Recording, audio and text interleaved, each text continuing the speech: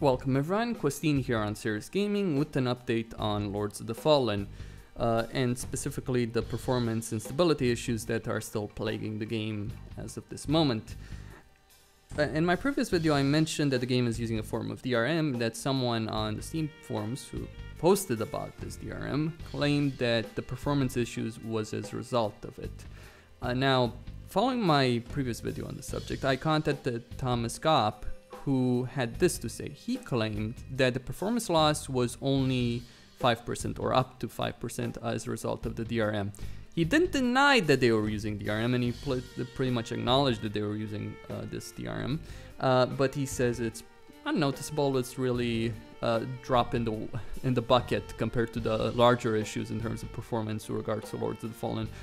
And that is true. Considering the huge losses in frame rate, the frame rate drops, the stuttering, the piss poor state of the game in general when it comes to performance, yes, 5% is a drop, or up to 5% is a drop in the bucket, as it is.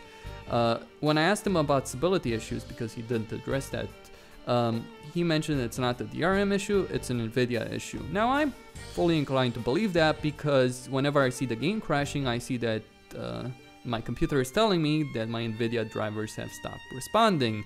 And when I restart the computer, the game runs just fine. So there is an NVIDIA issue there, either a driver issue or something related to physics, or just NVIDIA in general.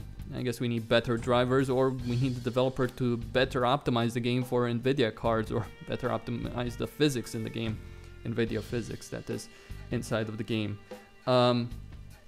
There's two issues with his statement about the performance loss only being up to 5%. The first one, and this is the elephant in the room, is no developer in the world would ever admit that they implemented DRM inside of their game that was causing huge drops in performance. No one would be suicidal enough on a public relations level to do that. They already have a nightmare on a PR level.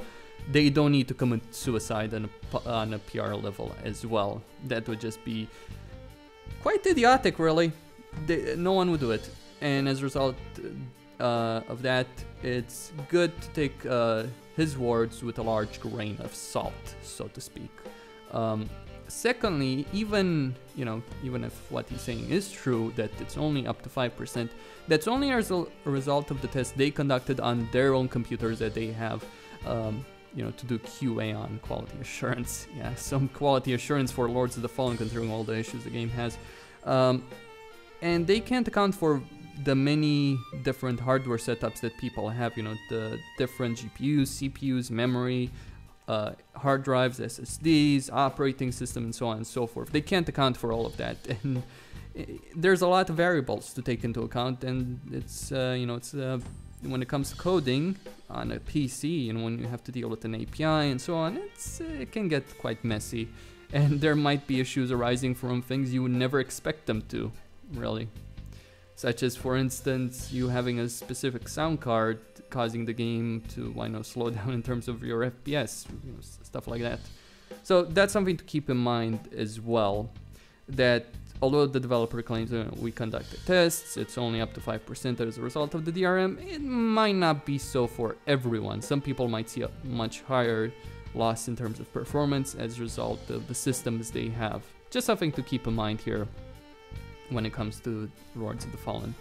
Well, we'll see what happens. We'll see if they manage to fix these issues, and we'll see how long it takes for the crackers to actually get past their precious DRM protection. Let me make this clear. Even if this is completely true, that the performance loss is minimal as a result of this DRM, it's still pretty shitty for them to implement it in the first place. On top of the fact that the game is Steam only for PC. I think that's terrible on their part. And on top of that, they also have to answer for the fact that they have so much day one DLC. It's just weapons and armor and all of that, and they're not really effective. It's it's still content that was made prior to the game's launch and put there as a pre-order bonus and then sold on day one as well. At least it's not pre-order exclusive. I guess that's the silver lining there. But what a silver lining it is, right? Anyway, that's all I had to say on this subject. I'll update you if necessary if this issue is resolved, or if more revelations come to light. Anyway, Costin here on Serious Gaming, signing out. Don't forget to subscribe and like the video.